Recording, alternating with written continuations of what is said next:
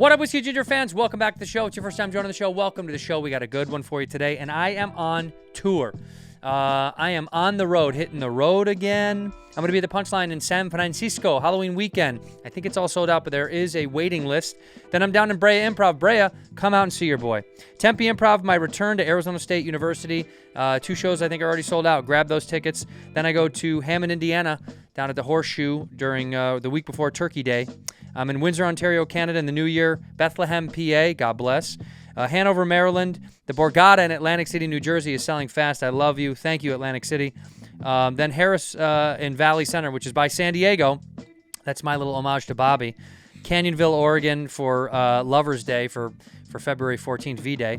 And then I'm at the Wynn Casino in Las Vegas. The Wynn, I'm excited to come back out to Las Vegas. Go get your tickets at andrewsantino.com, andrewsantino.com. In here, we pour whisk, whisk, whisk, whisk, whisk. You were that creature in the ginger beard. Sturdy and ginger. Like vampires, the ginger gene is a curse. Gingers are beautiful. You owe me $5 for the whiskey and $75 for the horse. Gingers? Oh, hell no. This whiskey is excellent. Ginger.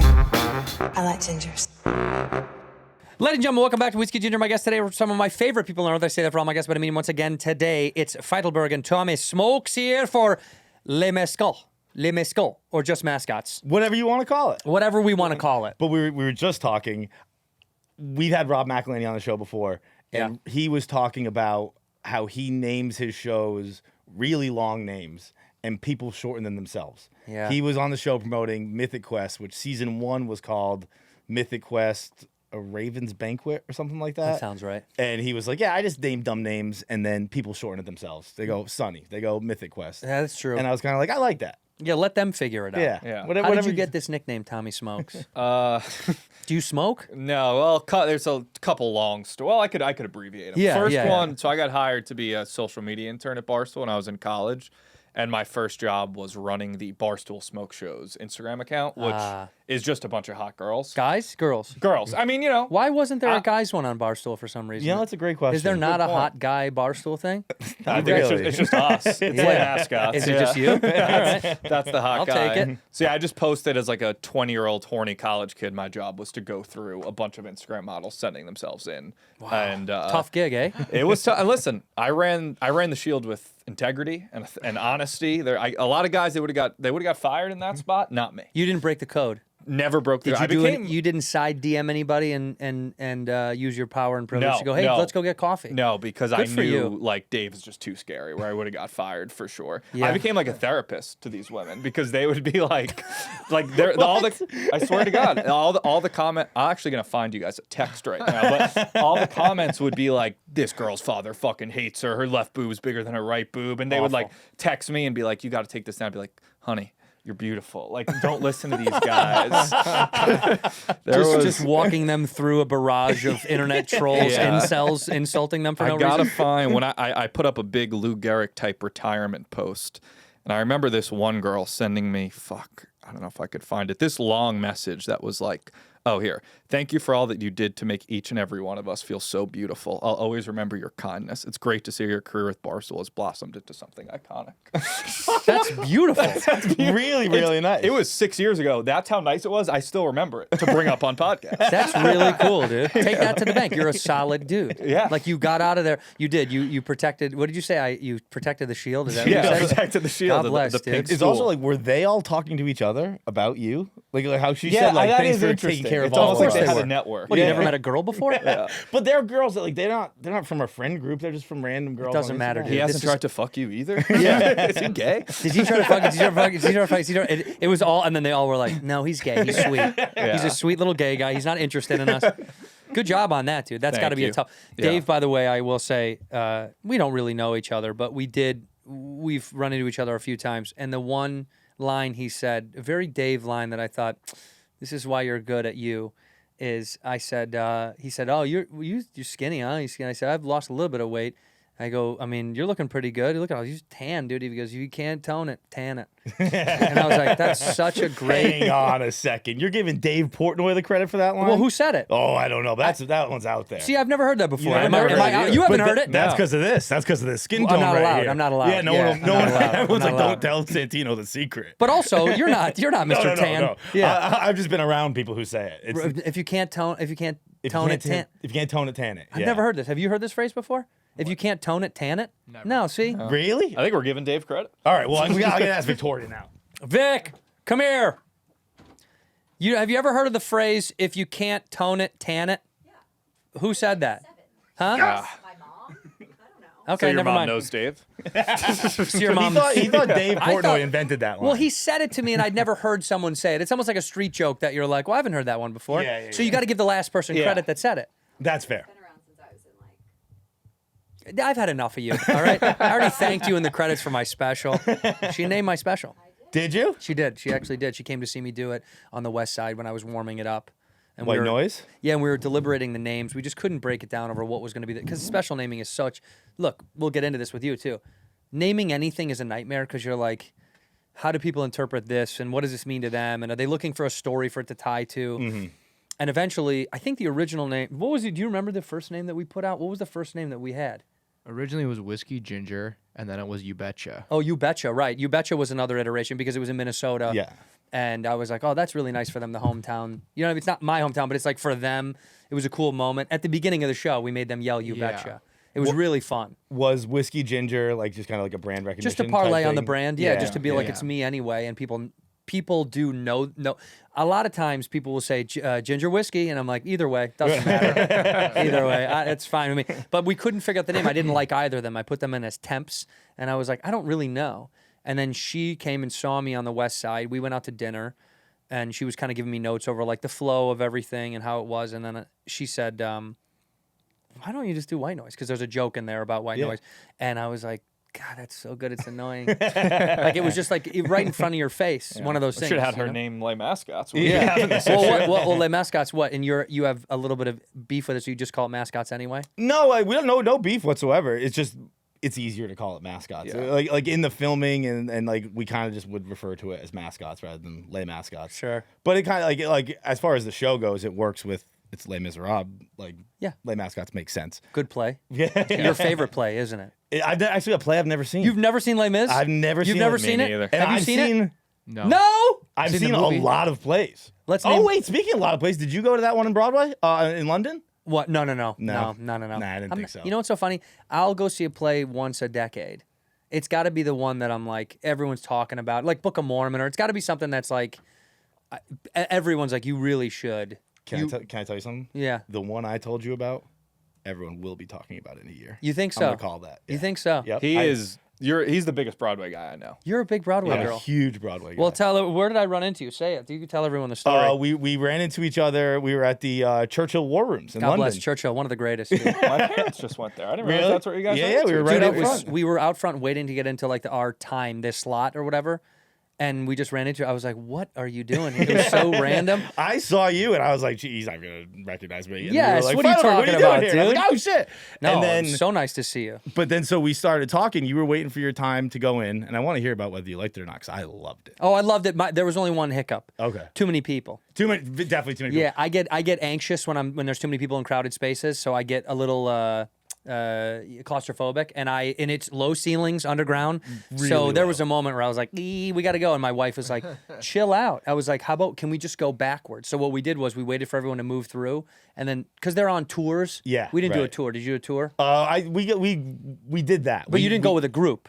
No. We just grabbed our own headphones. People were with groups, and I was like, no, Yeah, I'm not yeah. doing that fucking thing. So I went all the way to the beginning to wait for them to clear, and then we did it on our own. Oh, that's that gives smart. me less anxiety than trying to catch up with groups of people, and like, I'll go at my own speed. I Thank you have to very go on my much. own speed. But it was incredible. You a Churchill fan? I am now. You are now. I wasn't. I mean, not that I wasn't. I just didn't really think much about him beforehand. What? You didn't think every day of my life I think about Churchill. You're a big Churchill guy. All day, dude. Dude, when they were like in the war rooms, that the one room, that first one to the right, where like they did all the war debating, everything, yeah. and they're like, and the desks were this close, where it was like Churchill and his war secretary, and they were like, the rooms would be full of cigar smoke, and they'd be screaming at each other. And I was like, all right, that was fucking awesome. Amazing. It was Yeah. also really cool when they had like his Secret Service guy, and his only complaint with Churchill was he wouldn't stop going outside during the bombings. Right, they kept telling him to stop, but he wanted to go. Just wanted to watch. He wanted to go outside. The guy's an outsider. Dude. Would not have made it through COVID. Outdoor Churchill cat. had to step outside. This guy.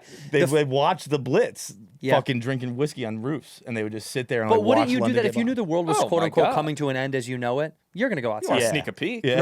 Right. You're not a bunker boy. You're out there, dude. I'm out there for Yeah. sure. I just figured, why not? If it's over, it's over. Yeah. Was it the bombings that he was calling, or they were getting bombed? It was they were getting bombed. They were getting Oh, bombed. Okay, yeah. that I'd be a little less inclined to Yeah, watch. but- I thought it was like he was bombing them, and you're going out and taking it a was victory lap. London was getting bombed, Okay, which I that also makes more sense. had Yeah. never. As another interesting thing, I thought like going through the war rooms is that I had never like processed World War II from a country that was under attack. Like I only ever thought of World War II You as only like, want to be on the winning team. like don't we you? just went we went over there and we knocked that shit out. Like, yeah, you know what I mean? Like That was a quick war. fascism was never coming to America. Like it Right. wasn't something we were scared of. It was just we told them to knock it off, and they knocked it off. And then I remember talking to British people like over there, and I was like, "Oh yeah, Yeah. you guys were really into shit." Different story. Different story. Well, Americans have lived a different story in everything. Yeah. Forever. We're always kind of exempt from being like, oh, we didn't even know that happens. You're like, yeah, no, it's happening right now. It's going on literally right now. And we're like, whatever, dude. I got to get my coffee, dude. Have you seen one battle after another or not?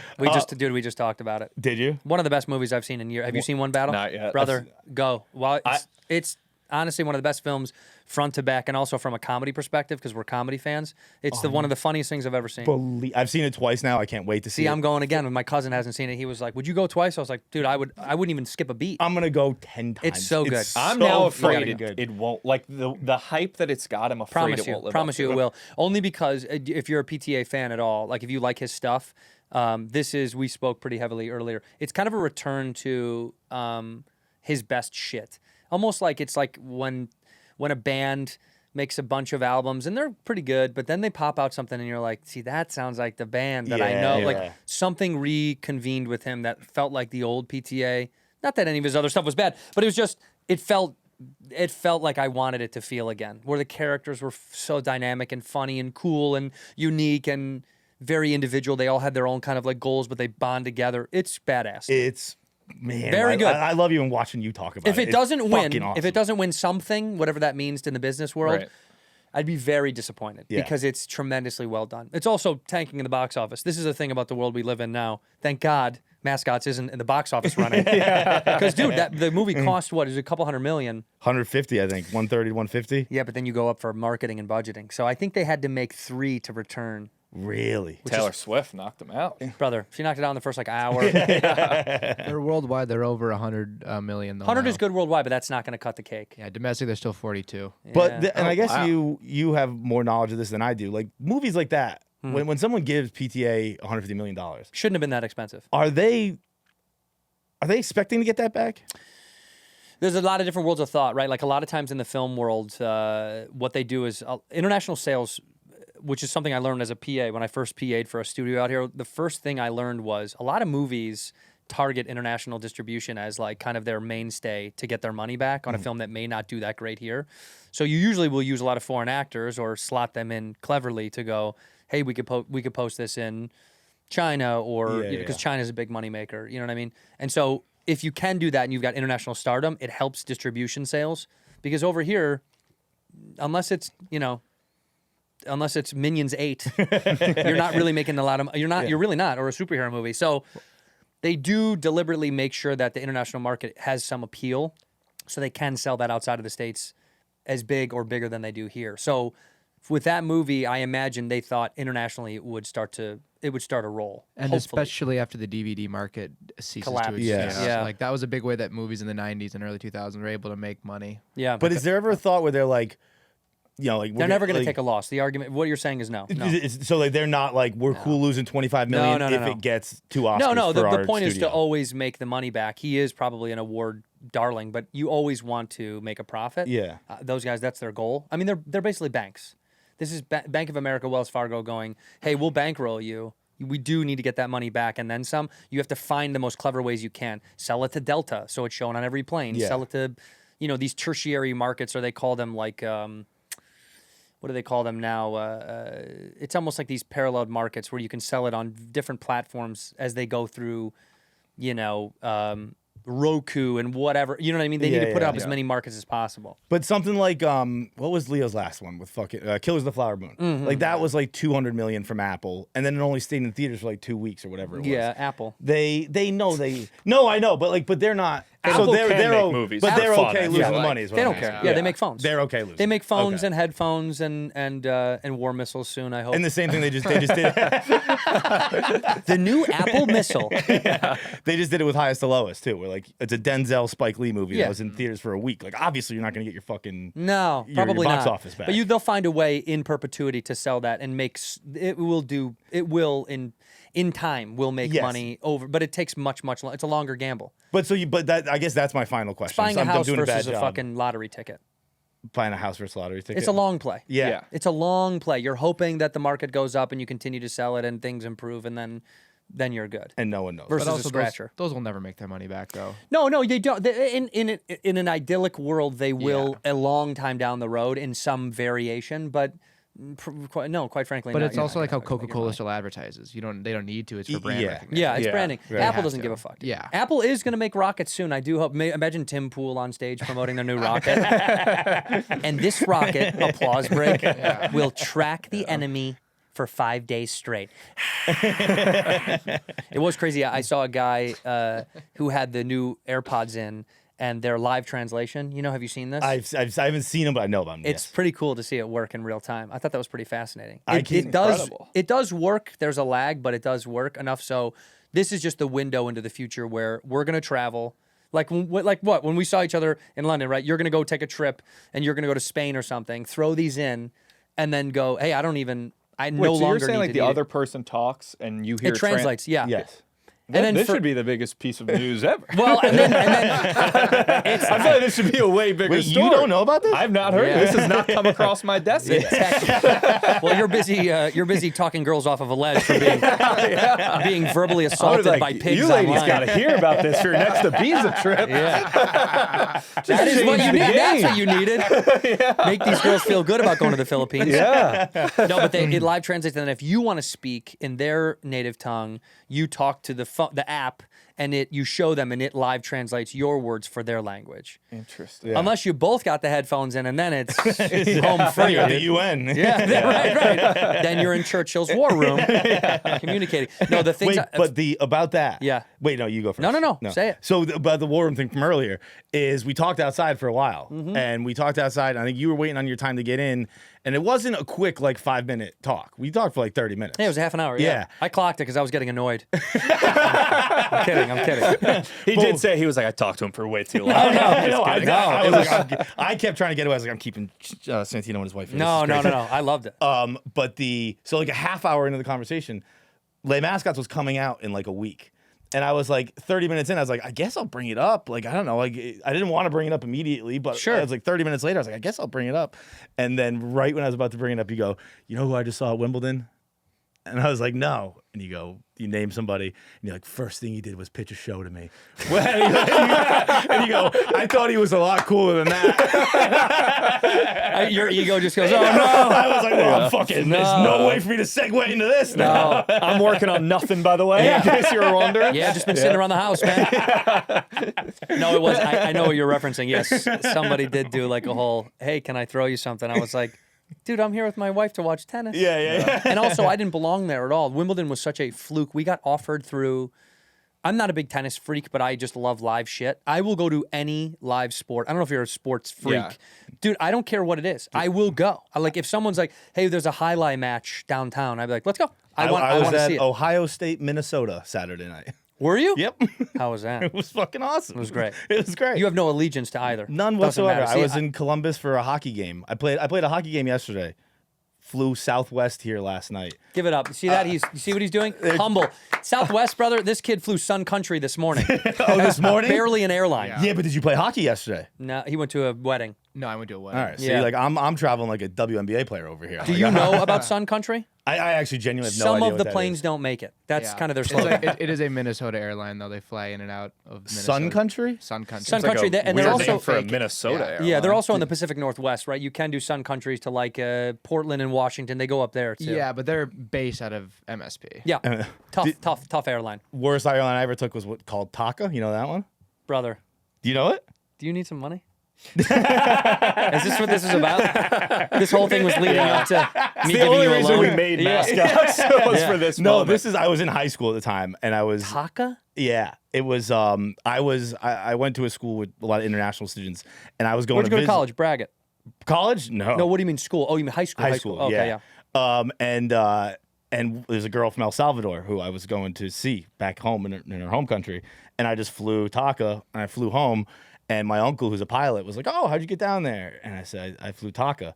And he's never gotten stern with me, never gotten angry with me, and he's like, "Are you fucking kidding me right now?" Don't ever do I was that like, "What do you again. mean?" He goes, "Do you know what we call that in the industry?" I said, "No." He goes, "We call it Taka Another Airline because that's fucking dangerous." Like, that's a great little nickname. Are they still operating? I have No idea. chance. I believe it was TAKA, if I had to remember. TACA, it merged with Avianca in Oh, 2013 Avianca. and now operates as Avianca El Salvador. Yeah. Avianca El Oh, Salvador. I flew Salvador. United down to El Salvador. They gotta. We gotta get you down there, dude. No, I got down to. I went to El Oh, really? Salvador this year. I swear. I know it sounds like a joke when people say what were that. you going for?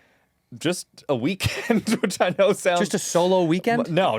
My friend's girlfriend was going on a big girls trip for like Memorial Day weekend, and I don't know why they picked El Salvador. And they were like, "Do you two want to just come with us?" Wow. And then all of her friends dropped out because they're all from Ireland. So they had like visa issues. Just me, my friend, his girlfriend, and one of her friends staying at like this really nice Airbnb in El Salvador. I'll tell you what. I guess if you're a criminal down there, bad. If you're an American, lovely time. Isn't that the lesson in life? If you're an American, it's all good.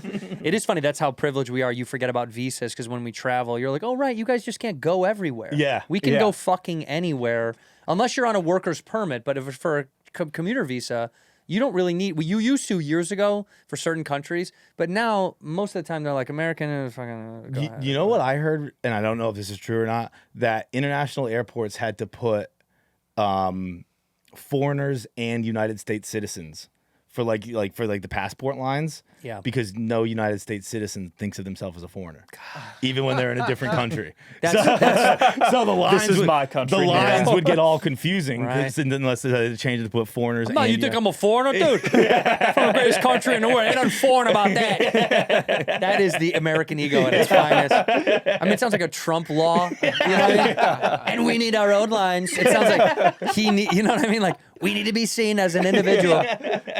How, El Salvador, did it do anything for you in the terms of like you'd go back or no? I was honestly thinking about investing down there. I almost wanted to. What? Like, not in the stock market. Les like- Mascots doing that good. I was like, I almost want to buy a house down here. I feel like it's on the up and up. Is it? Okay. It was very safe. We stayed in El Tunco. It's like a surfer town, so it was like very safe. Everything was dirt cheap. I mean, listen, they put everyone in jail. If you did even something a little bit wrong, you went in jail. Yeah. Which you could say, it worked for making a fun trip for an American for All a right, weekend. good. So, are you a surfer? No. No. What? You say that, but we don't know. We talked the other day about people that have surprised me that surf, that live out here. There's a group of guys I know that surf in the morning. Like, there's comics and people we know. I bet half of them you'd go, you're a surfer? Really? Yeah, because I think surfer's just a commitment thing too, right? You have to have the level of athleticism has to exist, but it's commitment. You have to do it all the fucking Yes. time. Yeah. It's just if you go enough and you've learned enough, you may not be a great surfer, but you're better than the guy who's never done it. Because if you've never done it, it's fucking impossible. It's more about like the insanity, dedication to it, rather You have to than do like, it. the Once you athleticism. learn it and you could do it, it's almost like, do you ski at all? Like, do you ski or snowboard? Or, no, none of Listen, it. I'm an only child from Long Island who pees 20 times a shit. day. Yeah. Anything you think about me is true. Yeah. I don't have a peanut allergy. That's the one surprising fact that always gets Do you everyone. need to call your mom at some point during this show to make sure everything's Oh, okay? no, I don't call my mom that much. We'll text. We'll text. In the middle of the podcast. Yeah, I'm doing okay. Still so far. potting. I love you, mommy. My dad's actually already called me during this podcast, and I have my phone on Do Not Disturb right now. Yeah. But my dad, he found out that if you call twice, it takes off the Do Not Disturb. Yeah, smart. And he he talks about it like he found this key. Like he'll tell like people Like it's the headphone technology. It'll be like John Henry. He's like, John Henry's got his phone on silent a lot, but if you just call it twice, it gets through. I'm like, dude, that's not the point. The point is, But I found a hack. in I'm his doing phone something How right old now. is your father? Not that old, like 65 maybe. Let him have it. Let him have this moment. Be like, you know, my dad. In front of him and other people, just go. You know what my dad discovered? Let him have that, because that's a beautiful thing for that age. My brilliant tech It's savvy like, dad. when discovered. their phone's on Do Not Disturb, if you keep calling it, it just goes through. Like, Because my dad still has like the TV now, so he refuses to get a new cable box because he doesn't want to deal with Comcast or whatever, and it's been on the fritz. So like he'll be watching football and it'll just like skip or pause or something will go wrong with it. And the TV's new. I'm like, it's not the TV, it's the box. Like it's obviously the box. And he goes, no, but if you unplug it, plug it back in, it's fine again.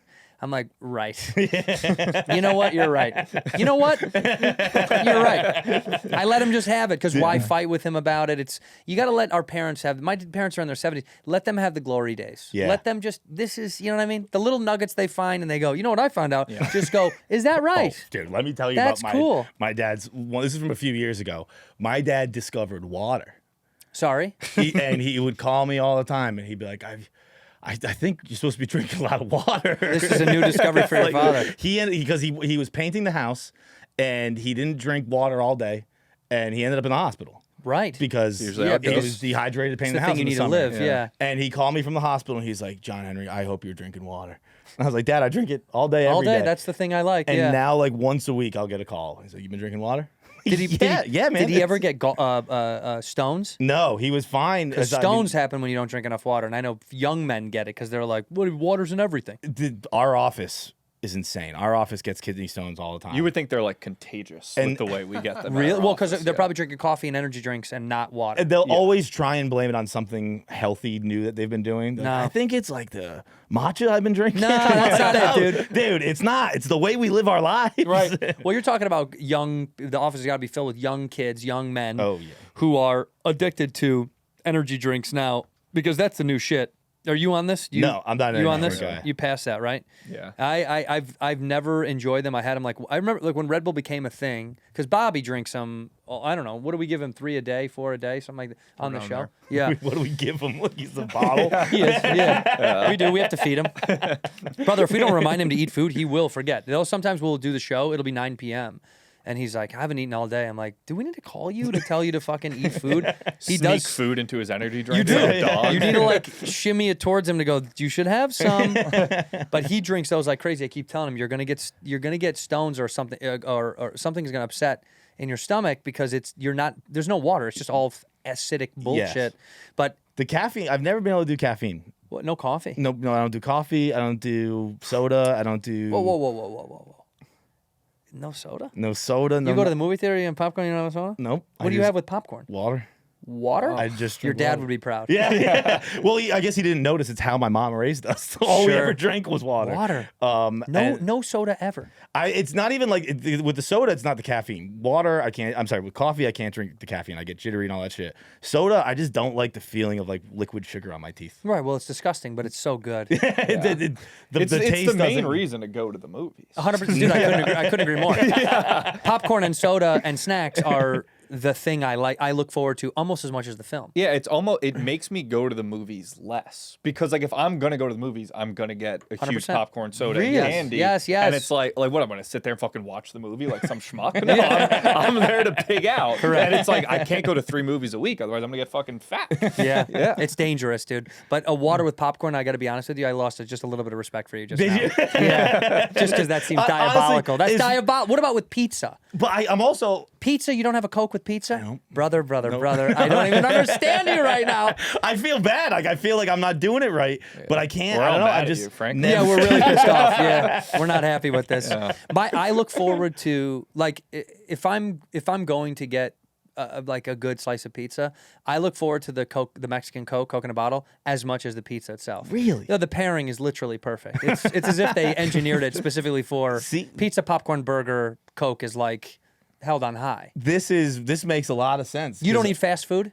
I don't not eat fast food. I don't really eat it so much anymore, but I ate fast food. If you're gonna rip a McDonald's order, what is the fast food you will eat? I'll eat any fast food. I don't eat it very often, but I'll. You don't have a favorite? Wendy's probably like a Wendy's Smokes, spicy, what are we talking? spicy chicken. McDonald's. And Keep if it you do, simple. you gotta get a Coke. Yeah. Dude. McDonald's Dr. fountain Pepper. Coke? Oh, the DP. So You're let me ask missing you, out. where do you stand on Diet Coke? You know, I'll have Diet Coke if I'm out at the bar and I'm not drinking. Like, I've been supplementing it by just having like a Diet Coke instead of having like beers or drinks with people. And I do that only because I don't want all the sugar in regular Coke.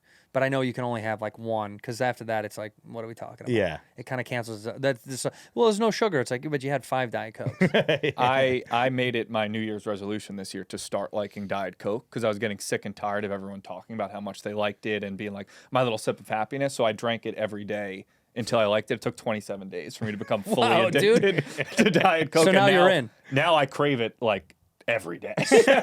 Addiction works, Yeah, dude. like it's like if you want to know how long it takes the chemicals to overtake your body, it's about 27 days. Well, what about Coke Zero? Are you into this? I didn't try it. So the Europeans prefer Coke Zero over Diet Coke. So when you ask for a Diet Coke, because we went to Europe 3 times on tour this year, and when you ask for a fucking Diet Coke, they're like, Coke Zero. And you're like, well, do you have Diet Coke? They're like, yeah, but you don't want Coke Zero?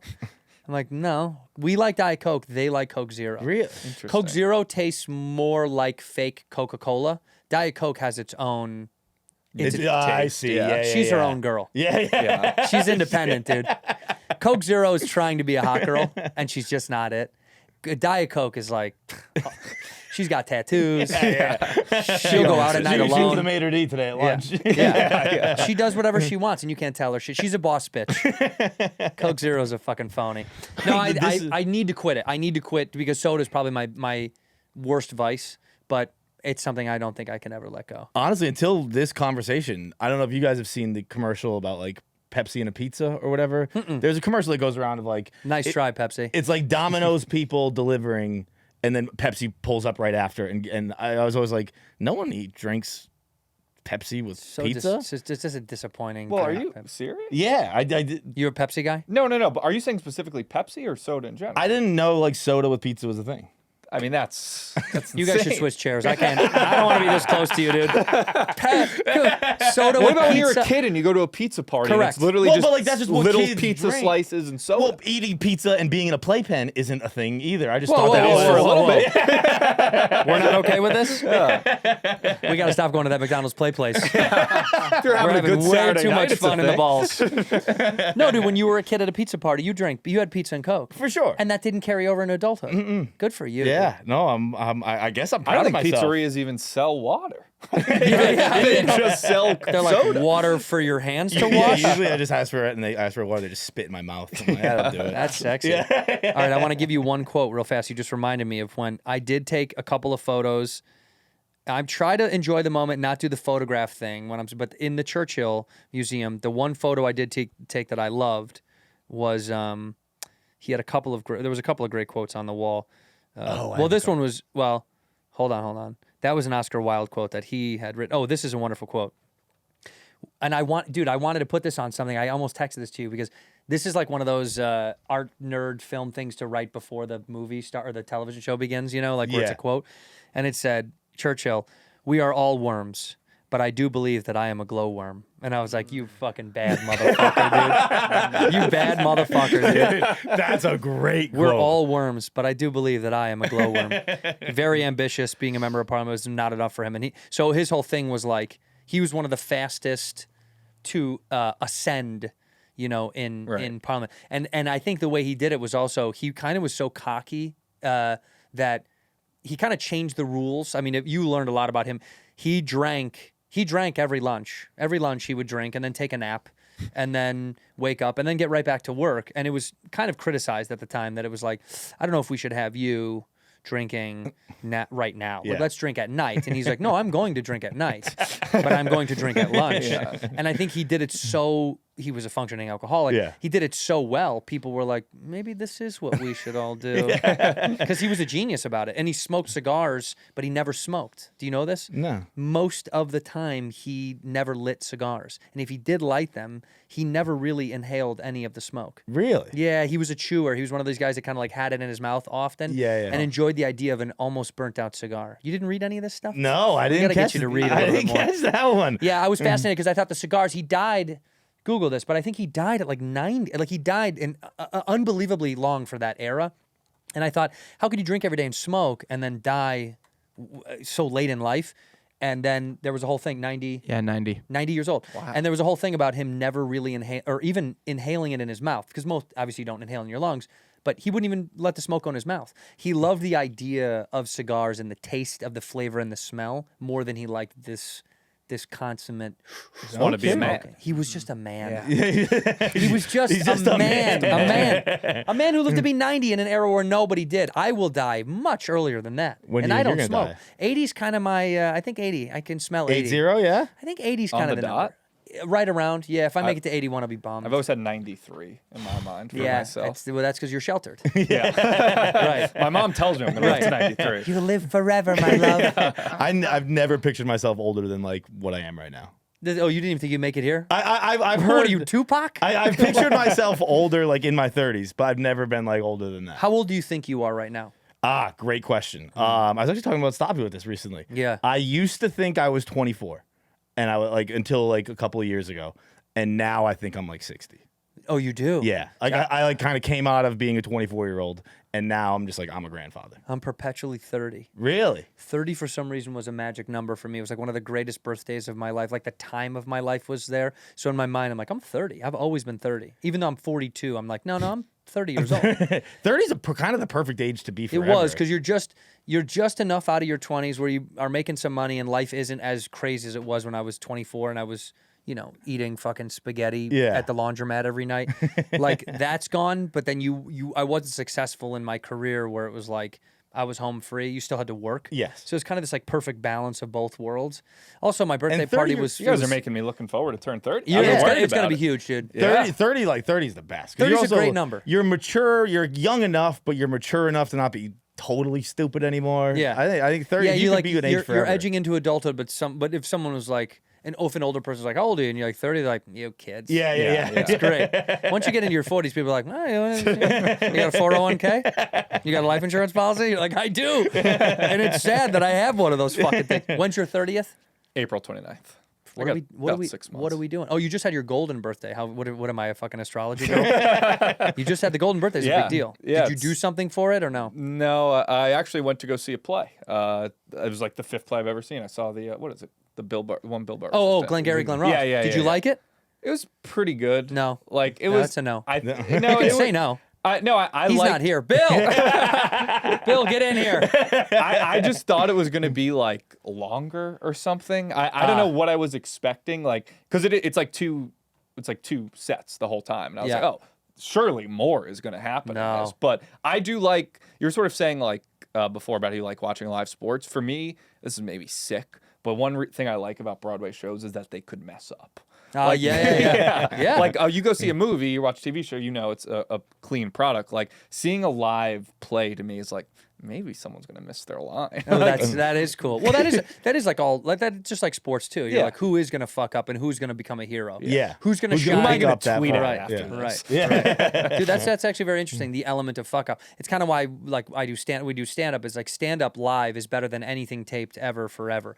Film specials are great. Taped stand up is good, but it'll never feel the same. Yeah. Soder once said that. He's like, yeah, because you're getting it live out of the tap. You're getting it right from the tap. Yeah. When it's unfiltered, it's like podcast. You're getting it from the tap versus like packaged performance.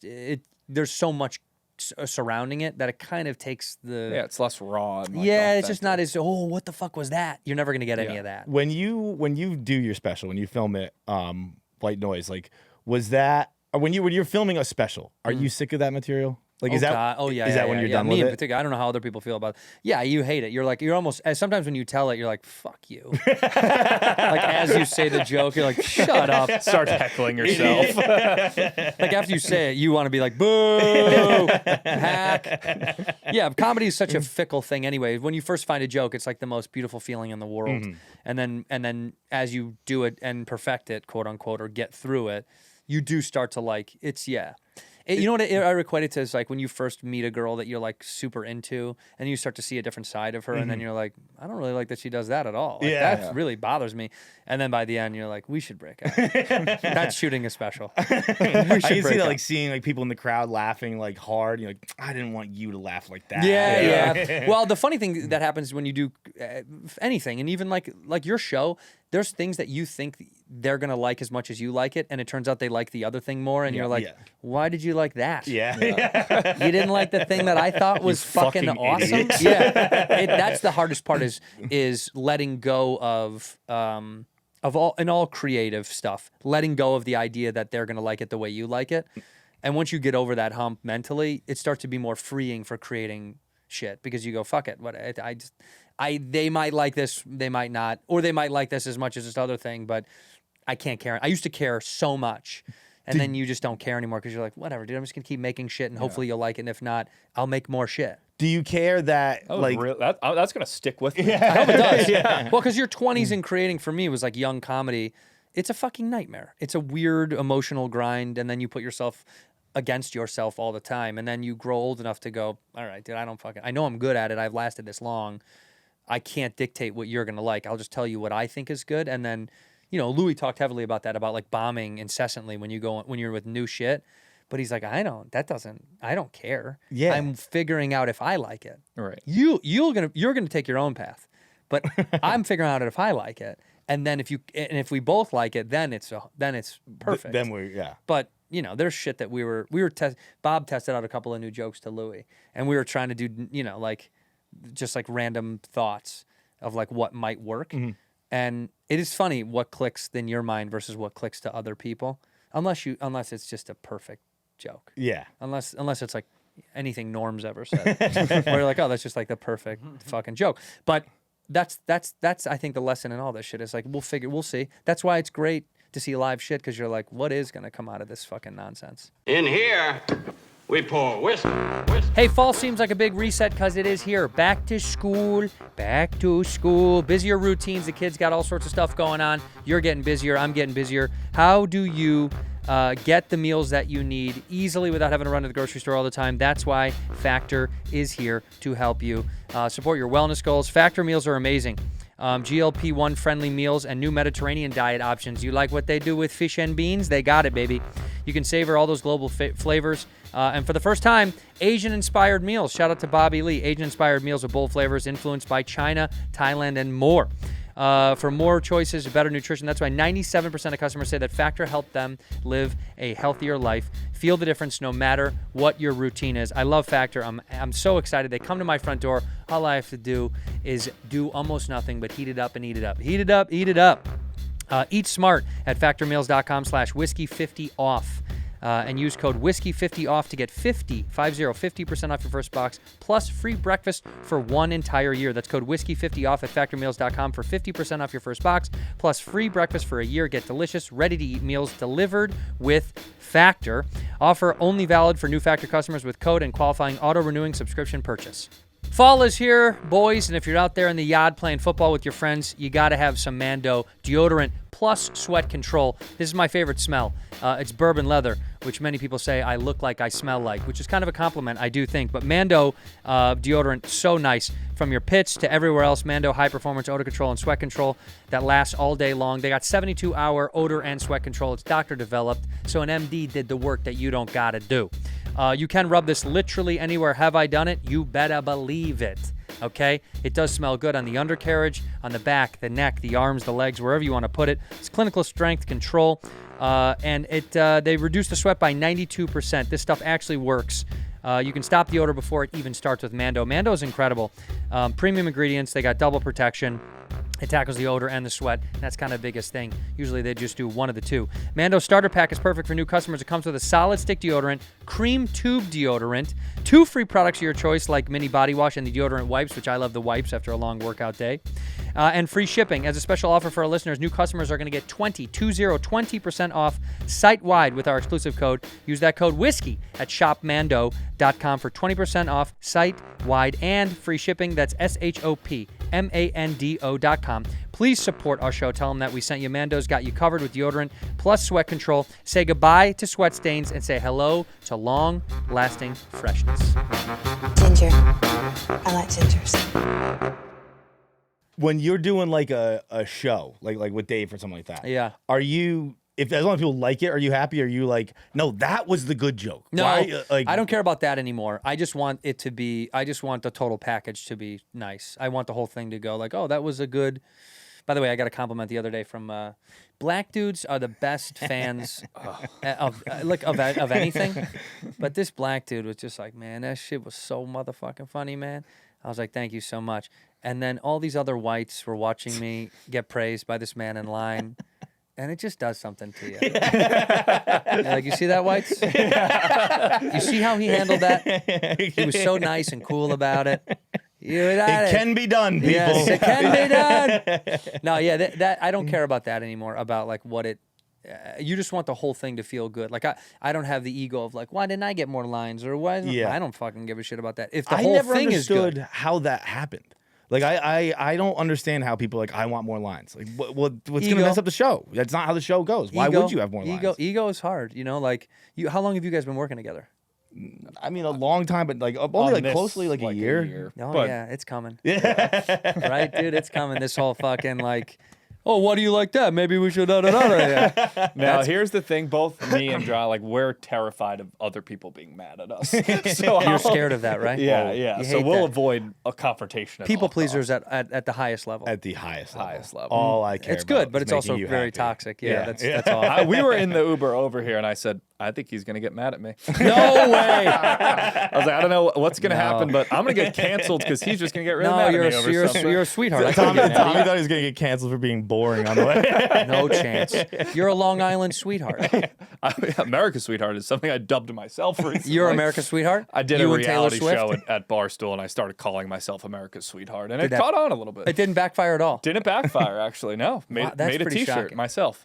And how are those selling? I didn't even attempt to sell it. I just wore it off Amazon. That's so funny. He's so scared of adoration and hate that he's like, we won't even sell the merch. No. Just build merch for yourself. Literally, It's actually pretty for fucking me. brilliant, This dude. one's just for me. That's actually One a of very one. smart idea. Just to make merch for us and not sell it. We should do that. And It'll never make them want it even better. Yeah, but then never give it to them. Yeah, Right? never. That Yeah, unrequited merch love that we Yeah. all have.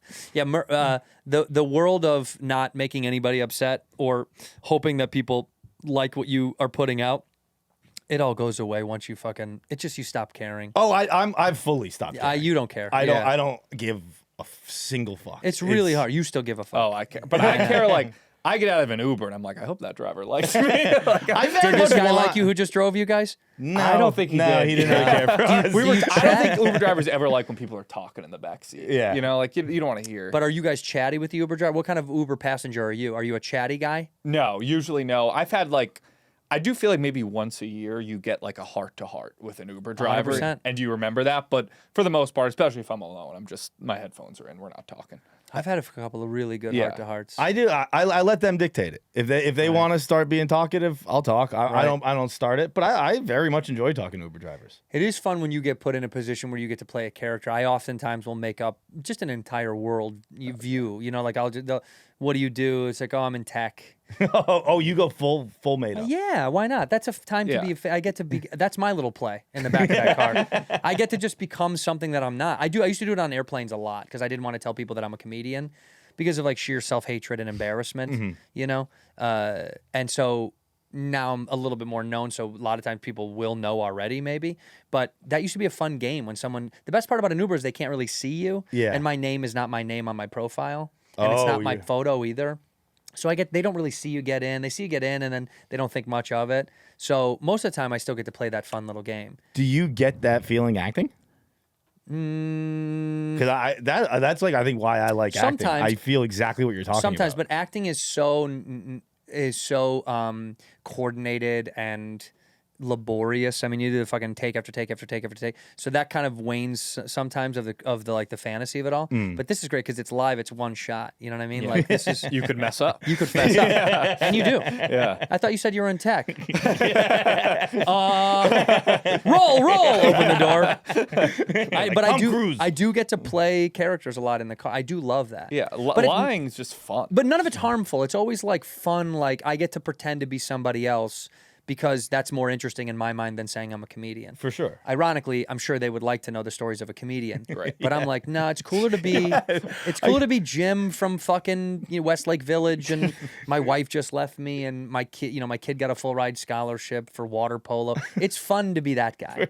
That's way more fun. That Uber driver is much more happy to be talking to Jim rather than Andrew Santino. Fucking comic, some loser comedian. But then like now sees your special, like, wow, Jim's doing pretty Jim, well. after that divorce, this guy and Changed his name and everything. His wife is like, no, that's Andrew Santino. He's like, that's his pseudonym. I met Jim. He was a tech guy from Westlake Village. I think you give them something to have fun with because then I also I will be very agreeable and play into their reality. Oh, yes. So if they say something out of pocket, you have to go along with it. You can't disagree with them. You're in their car. Oh, yeah. So if they're like, yeah, dude, we got to get all these fucking immigrants out. And you're like, right on, brother. Let's fucking round them up.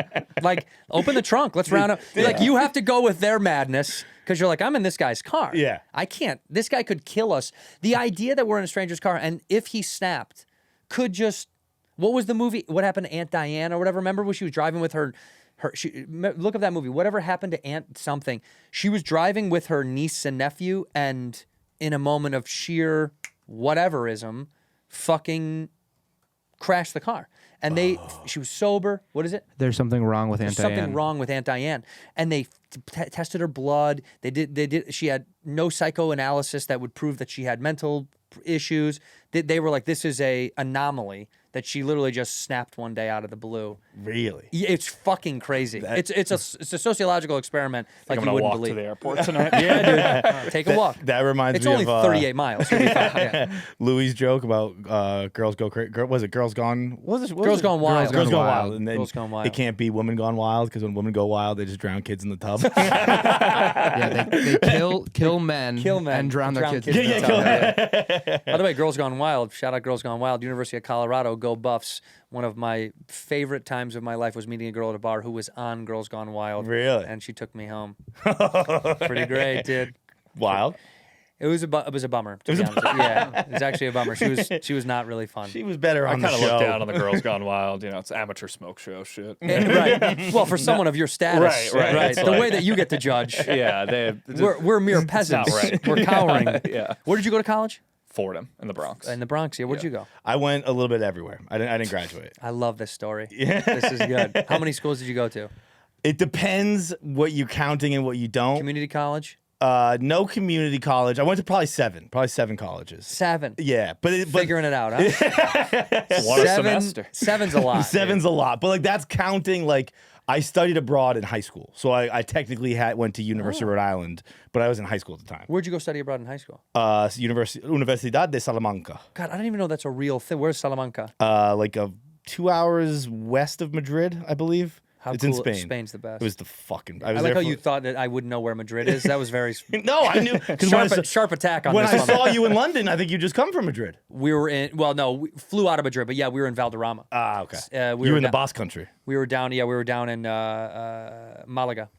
Malaga. Malaga. By the way, the day I took off, they had a terrible earthquake, and so we landed in London, and people were like, "Oof."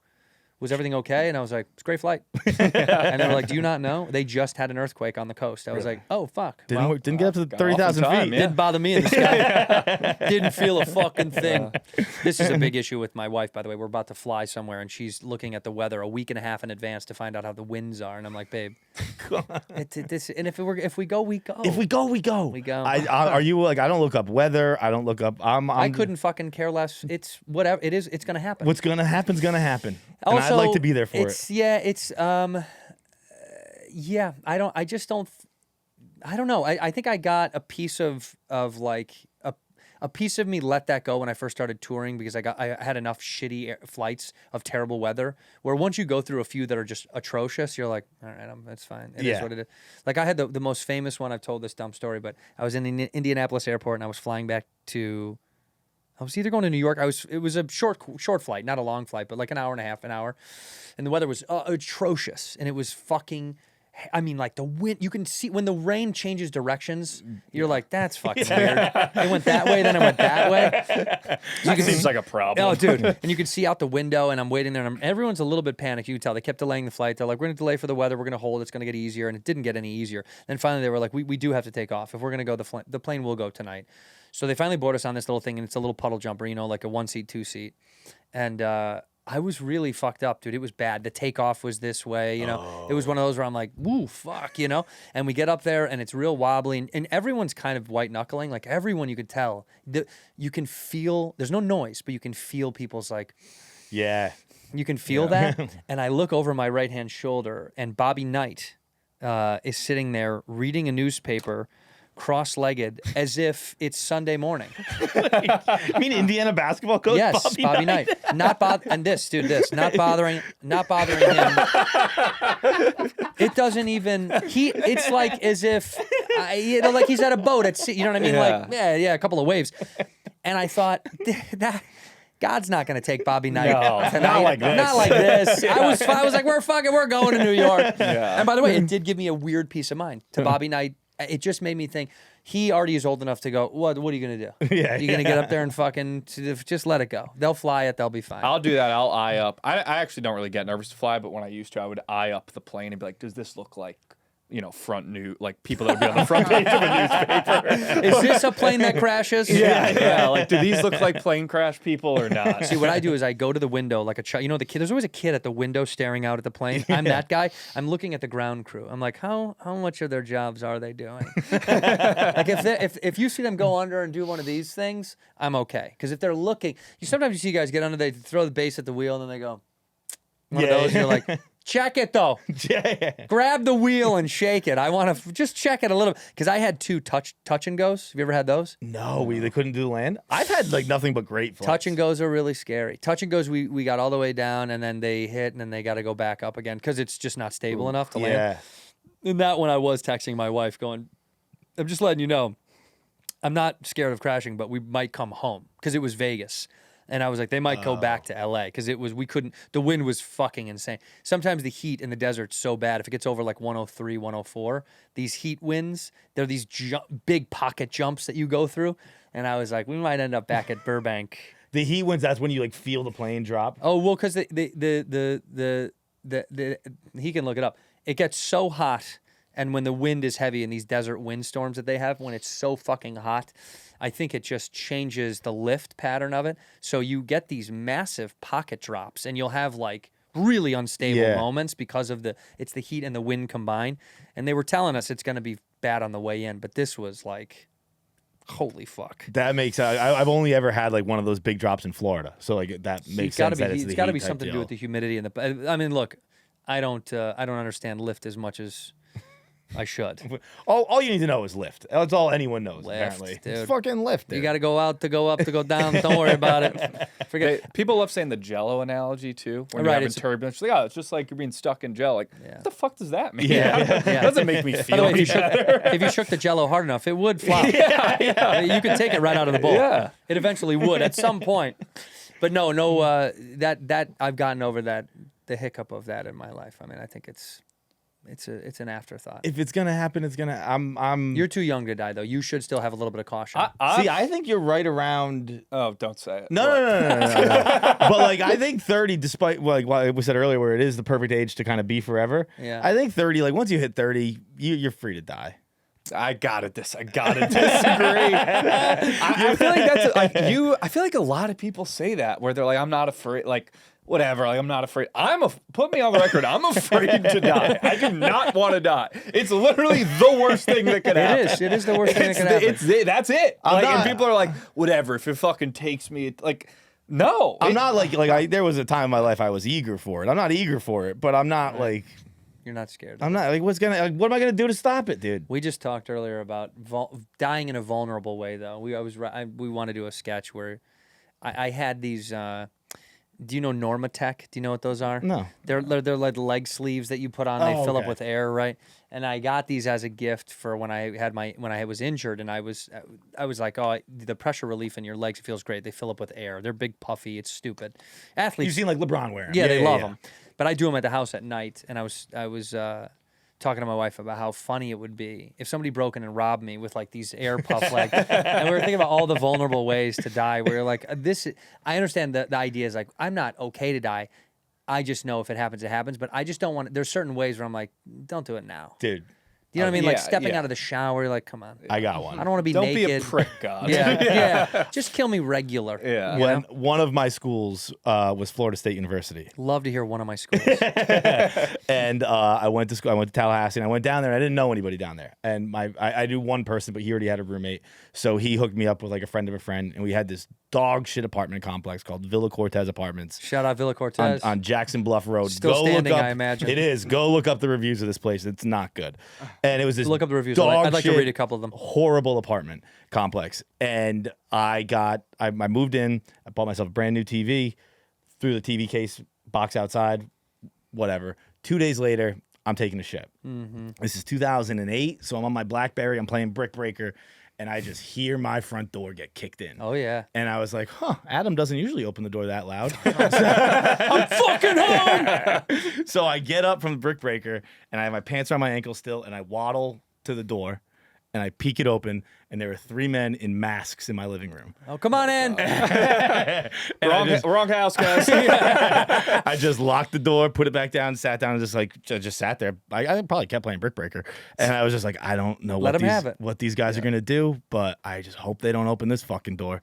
And I was picturing myself getting like either beaten up on a bowl of my own shit, what a bummer. or shot or Hey, stabbed. guys, like- let me flush before you kick this shit out of me. Before you shoot me. Yeah, you guys can go take whatever the fuck you want. Just don't leave me They dead. got the TV, didn't they? They got the TV and the laptops.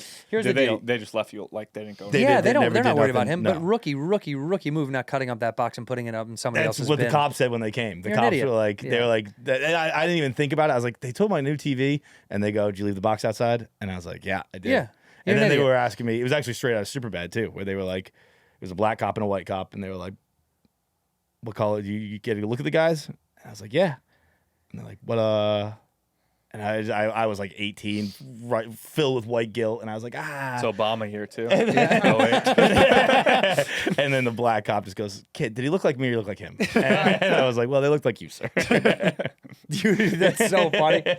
One of my buddies in Chicago got robbed in his apartment, and they tied him up with his computer cable. Hell yeah. With his plug-in. yeah. Soder, you ever heard Soder's?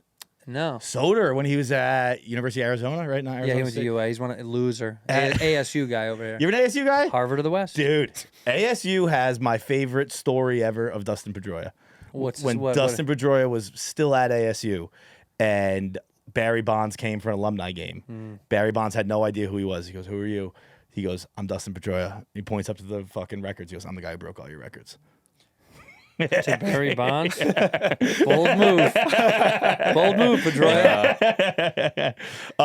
Hey, but- Dustin, how many splash home runs can you hit in fucking San Francisco? Dude, well, Pedroia, that was why Pedroia was Pedroia. He was such a cocky little fuck. That is pretty badass. Dude, he had the same thing in the 07 World Series after he went deep in Game 2 in Boston. trying to get into Coors Field for Game 3. He couldn't get in. He didn't have his press pass or whatever, his credentials. Sure. And they went, "Where are your credentials?" He goes, "My credentials are still bouncing down Mass Ave. Get the fuck out of my way." Wow. Pedroia. He's the best. I kind of like him now. Yeah. I was I unsure. still hate him, but Well, he's by Boston. Yankee fan, Yeah, I was just yeah. gonna say you have, and I'm so sorry about what's been going on with you right now. listen, we got a few games left. Didn't you get your shit pushed in the other night? It was two days in a row. 12 to. It was 10-1, 13-7. God Yeah. bless. That 13-7 was a blowout. It was looking that was a better. fake. It was Right. 12-0, and they scored off nobody. Yeah.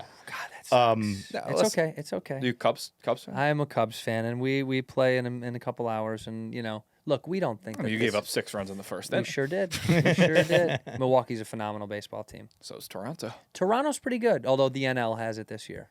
I'd be willing to put my name on that. There's so much I strength agree, in yeah. the NL Yeah. between Philly.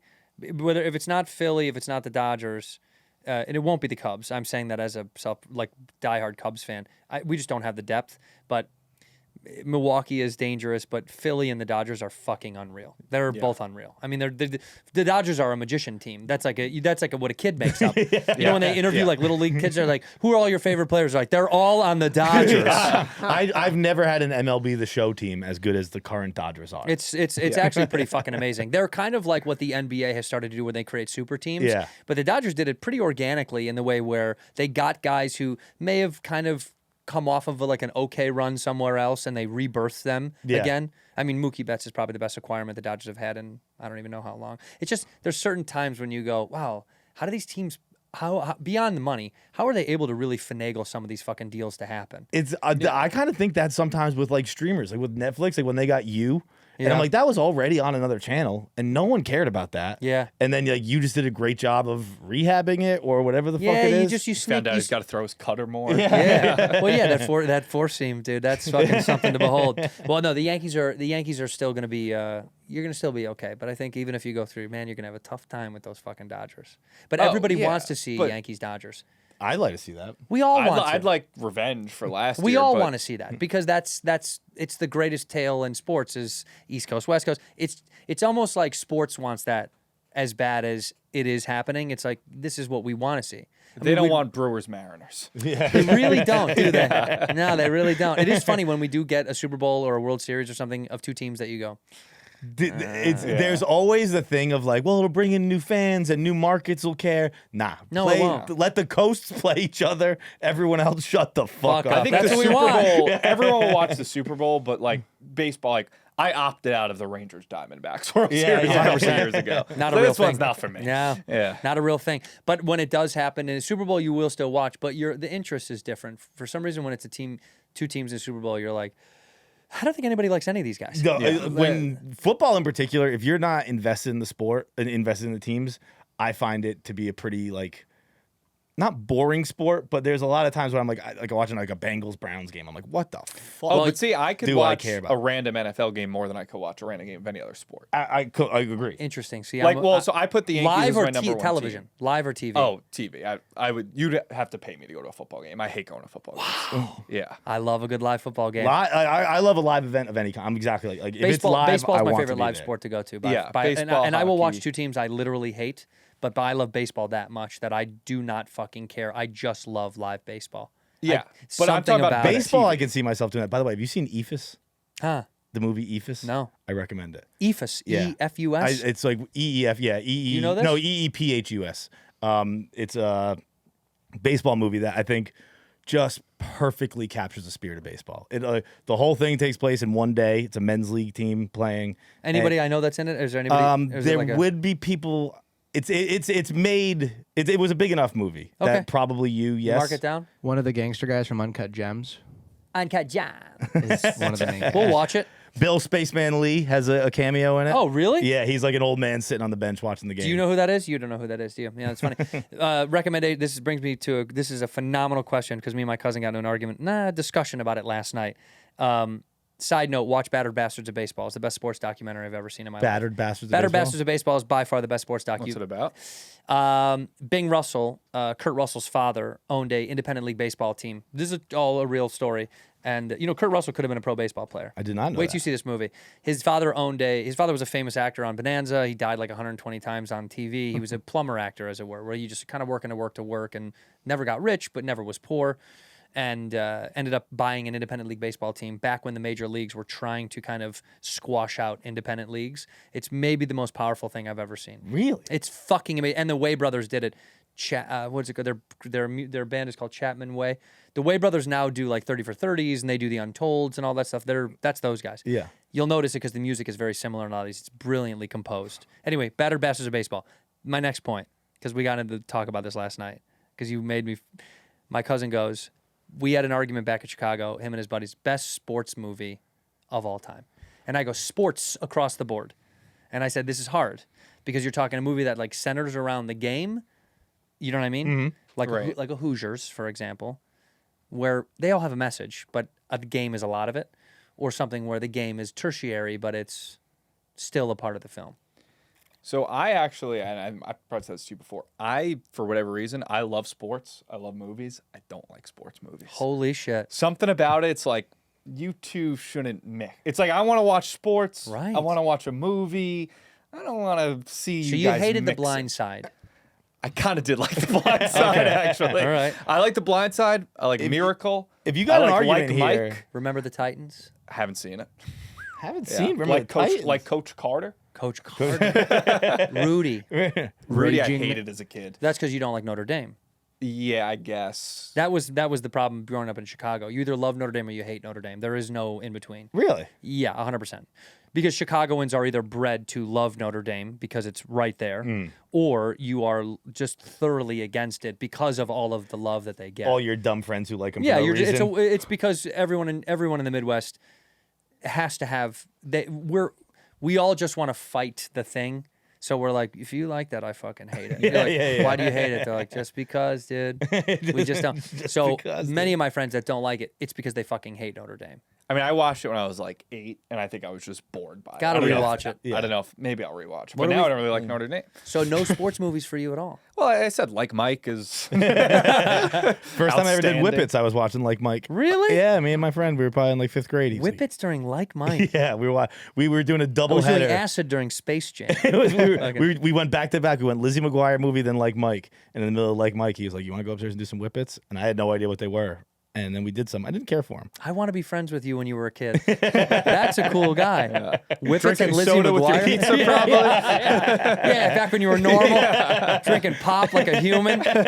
So what do you think? Sports movie. What do you have? What's my favorite? I got I'm interested in that theory. I've never heard that before. I'd like you to Like explore sports, that likes further. movie, and It's just, I don't know. To me, it's just like two different. Like, I think what I like about sports is sort of like we said, the unpredictability. Like, who's gonna win Sure. the Yeah, game? yeah, yeah. Like sports movies, pretty much know how it's gonna go, more or less. sports docs, on the other hand. Those I get into. See, that's That why I you'll do like Battered Bastards of Baseball. It's Yeah. a doc. It's a true story doc, and there's no frill. It's just the story. That's why I love it. I think maybe it's just like you can't write a fake sports story that's as good as the real sports story. Well, this is interesting, but what if the story is based on a real Well, so story? like I like Miracle, Right. But like that's just I'm Miracle's American. Remember the Titans? my number one with a bullet for sure. I think a lot of sports movies do end up being pretty cheesy. So I think that's why I'm probably Yeah. You saying so, Field of Dreams was cheesy? If you do build it, dude, they will fucking. right. They're all like I was watching. You know what I was watching recently? Hurricane, which I don't think I would really count as a sports movie, but has sports themes to it. Yeah, yeah. And even civil that, rights film more than anything. Yeah, but like I like in that I was like, yeah, this is kind of more. It was more cheesy than anything. It really was. Well, these guys want equal rights. Fucking cheese ball. It might have been just because like young Denzel was making me think of Remember the Titans, but like there was part of it where I was like, yeah, this is a little kind of like Disney movie. It is. rather than It is. Hurricane. Well, But I voiced my opinion as the greatest sports movie of all time. Is He Got Game is unequivocally the best. I haven't seen it. Me neither. I haven't seen it. I'm mad at both of you. Now I am mad at you. Fuck! I knew it was gonna happen. You're right. You were right. God, He I Got made it to Game. 324. Ray Allen, Denzel Washington. It's Spike Lee, right? Brother, how have you never Ray seen He Allen? Got Game? Ray Allen. yeah, Ray Jesus, Allen. Yeah. Ray Jesus Allen? Shuttlesworth. That was you his never- name I in the guess movie. you weren't really a Well, Celtics. Jesus Shuttlesworth was his name in the movie, but it is probably one of the great. He Got Game is so fucking good. It is about as close to a real story as it feels. Like when I was a kid, the big movie was oh man, I'm having a brain aneurysm. What's the basketball movie for the kids from Chicago? Hoop Dreams. And that felt like the most real version of Hoop Dreams in a fictional tale, because it does really embody this. This is what these kids go through when they go to get recruited and how they're kind of manipulated by people around them, and it's so good. I also honestly- blue chip, Nick Nolte, Shaq. You haven't seen this? No. What about Raging Bull? God, guys. Raging Bull, nope. No! But listen, I was on the right fucking studio. I said I don't like sports movies. So We've skipped over Rocky, and that's I have seen Rocky. yeah, I hope so. We've skipped over Rocky. The Color of Money. The Color of Money, yeah. Well, like Moneyball. Moneyball was Moneyball's another. really My cousin good. said that was one of his top. Moneyball's Yeah. for sure one of my top, but I have the issue with Moneyball that everyone has, and it's very fair. Hold on. What? You hate Jonah Hill. No, no. The story of Moneyball doesn't make sense. Like, What do you mean? the movie doesn't bring up the fact that like it didn't have anything to do with all that stuff. Like, yes, that all they had mattered. incredible starting but rotation. It was Miguel Tejada, whose Right, name right, isn't right. mentioned in the fucking movie. Right. It's fucking Barry Zito, Tim Hudson, Mark Mulder. Like, their names aren't mentioned in that movie. Yeah, it's interesting. They do That's make you They think- talk about Scott Hatterberg the whole fucking movie. Well, they wanted to make the movie about Billy more than it was about him. Right, It was but- more of like a piece on him than it was anything else. And I completely understand that, and I get that Billy Bean did flip baseball, and I think ruin American culture in the process. I like you again. I'm back. Dude, but it just I think you have to at least mention that those guys were on the team. Sure. You have to mention that a fucking MVP candidate was on the team. You have to mention that 3 Cy Young candidates were on the team. Yeah. It's got to Yeah. come up at some point. Yeah, you're leaving out a little bit. Well, what they're doing is creating more lore. I mean, lore is what sports are about. So Yeah. you want to make even when those stories aren't true about some of these athletes, you do still want to go along with. I don't care sometimes if they're not true. Right? Like you hear these kind of like tall tales of athletes before us, the stuff that they would do. I don't care that like Wilt slept with 100 women or whatever. No, 1,000 women. 10,000, I think. Yeah. 10,000. Right. And you're like, I don't care that sounds absurd. It's a story of lore, right? Yeah. And, Babe Ruth, beer and hot dogs, whatever. also probably not true. Do you know what I mean? Like Right. all these things are probably not true. Like And- I don't care. I still enjoy the fact that and it builds the lore. I have an The argument. fish was this big, dude. Well, I have an argument that I've been working on that I think you're going to like. It is that every sport should only have 3 stats. Every sport should have 3 stats. Okay. Because we have too many stats now, and it's ruining the lore. Sure. Like everything is like it used to be like, oh, he hit a ball 700 feet and all that stuff, and now I think sports have gotten too much like video games or like just math in general, where there's so many fucking statistics for everything. I'm like, I just need his batting average, his home run, and his RBIs, and I'll figure it out from there. Interesting. Well, it is crazy when they do like awards voting based on like the sabermetrics. Like they'll be like, well, like he actually should be the MVP or the Cy Young because like his metrics say he should have been this good. It's like, no, we have the stats to say how Sure. good they were. Like, I get using that to build a team where it's like I want to go find value in a guy in a trade or free agency or something. But when you're like looking at it as like an evaluation, like we've got those stats. Yeah. down. Like I get this, but I also do think then you leave out things like Shohei's 50-50. Like you leave out things that you go, it's impressive because it's not. I know what you mean. But I know what you mean. Too, It 'cause layers you're on, right. it layers onto something where you go right. I do not like it when they throw in stuff that, quite frankly, I'm not interested in. I mean, but they do that because everyone wants recognition. Like someone wants a number for everything. It's the only way that they'll feel seen. Right. Because a lot of these guys are like, well, I'm done in 3 years. Yeah, so put can my you... fucking war up there. Yeah. you see my line drive percentage. It is true. It is kind of like you do want that something to hold on to because athletes, when it's over, you do kind of see how they still really pine for the thing. Oh, yeah. And they're like, I used to be able to, and you're like, I know, but you're fat and you're 50 now. Like, it's fucking weird to watch guys that used to like admire. You're like, oh, you're like a fat old guy now. And so if they don't have those numbers, it just feels like they weren't there. How does that work with comedy? Like the institutionalization of like sports, like when guys get out and they're like, I don't even know what to do with my life. Do you see that with like comedy? Comedy, a lot of comics want to be like a lot of guys want to be like cemented and remembered forever. Like a lot of guys want their specials to be like their catalog or whatever. I tend to be a little bit more self-hating in the idea that like I'm here for now, and if you like me, great, and I'm fun, and I just want to have fun, be funny, make stuff until you tell me to go away.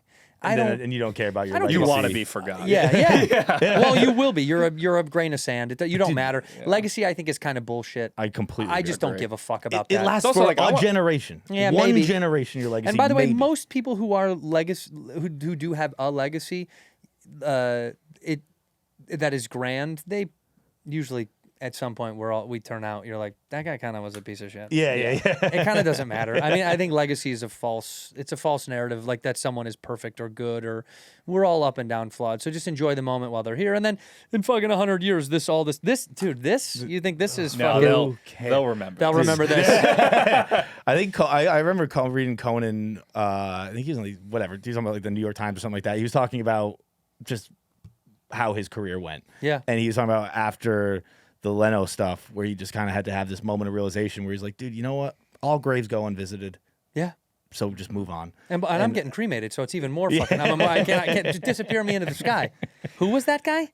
Fine, dude. Who gives a fuck? I always thought like we gotta start like emptying out some of these cemeteries, right? Yeah, we got to dump them. Yeah, yeah, we got to dump like- them. You're right. Yeah, you think? Especially I mean, after a while, there's nobody left to visit you. well, especially out by you guys, dude. The East Coast is nothing but cemetery. You're like, this gotta go. Cemeteries. This is so gotta go, dude. Every time you go from the airport to the city, you're like, Jesus Christ, that so one- fucking cemeteries. The dude. one on the way to LaGuardia is It's nuts. unbelievable. It's like 6 miles long. You're like, get rid of this, dude. It was like a pretty weekly activity. I thought that was like a normal thing. As a kid, like maybe once or twice a month, I'd go, visit a grandpa in the cemetery. It's like, that was awful. I'm Yeah, not doing one of the that worst things in anymore. the world. Cemeteries Yeah. make no sense. Get rid You of go them. put a rock on the stone so that Oh, they I know hate you were that. there. Yeah. I hate that. We had my mom's weird, and we had a Christmas not tradition, but one year she tried to start a new tradition where we went to the cemetery.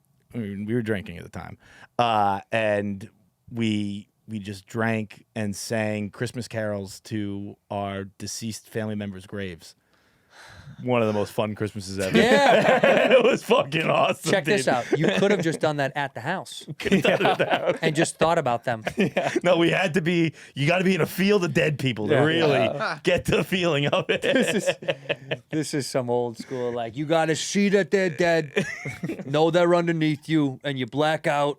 Dude, you have to sing. We were just sitting there with like 20 family members just passing around a bottle of whiskey, drinking that champagne. is a beautiful moment. Oh, it was unbelievable. I mean, Yeah. truly, it was one of my favorite Christmas memories. Like, Imagine if you're the family member that was annoyed was like, guys, shut up. Like, I'm here. I'm trying to rest. You guys pissed me off the whole time I was alive. You got to do it again. I say cremate it. In the words of my grandfather, my hero who died, he goes, land is for the living. Oh, I like that. You don't need this is not for you. I'm very much a cremate. Land is for the living. This is not for you. Yeah. That's insane. I haven't thought about it yet. Too afraid. Too afraid to get there. Good luck on that flight home.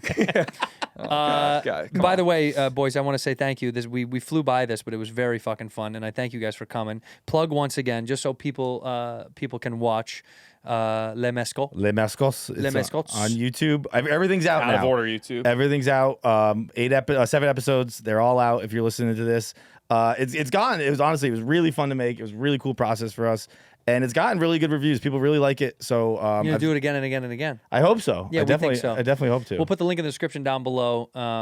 Please watch it. I think as long as we keep making stuff like this for the fans, I hope that's how the cycle can continue. Because we're not looking to make $150 million budget. All right, this was a shoestring budget. This was a shoestring budget. Yeah, they're just trying to make something But for the peeps. I was talking to Paz, who's the director of this, and he was saying that we maybe didn't market it correctly early.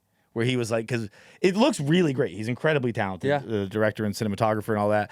And he's like, tell people that only 4 of us made this. He's like, everyone's been like, oh, it looks beautiful. He's like, just tell. It's 5 guys running around New York who made this. And we had, honestly, God, I had the time of my life making it. So, Well, watch it. I hope you watch it. I hope 4 you like adult it. men made it. 4 adults, 4 guys. Watch With a out. lot of help from other people, but Right. mostly. Well, watch it. Link in the description below. We end the show the same way. You look into that camera, and you can do it at the same time or separately. You do one word or one phrase to end the episode. One word or a phrase to end the episode. It's going to be cemented in history forever. This will go in the Smithsonian at some point. I've said that, and it will. Okay, I can't think of anything else, so I'm just going to say it. What? Anal. I was gonna say to the people in 3120 who are watching this, it's the only thing that's made it. This isn't even a phrase, but it's the only thing that's made it is this podcast from 2025. So I'm glad you're watching 1,000 years from now. I guess, yeah. That's good. I don't know why anal came in my head. I think it's your fault, to be honest. And I got to be honest with you, that's going to come back to bite you. Why? You'll see. Oh, no. I'm kidding. I'm kidding. In here, we pour whisk, whisk, whisk, whisk, whisk. You were that creature in the ginger beard. Sturdy and ginger. Like vampires, the ginger gene is a curse. Gingers are beautiful. You owe me $5 for the whiskey and $75 for the horse. Gingers? Oh, hell no. This whiskey is excellent. Ginger. I like gingers.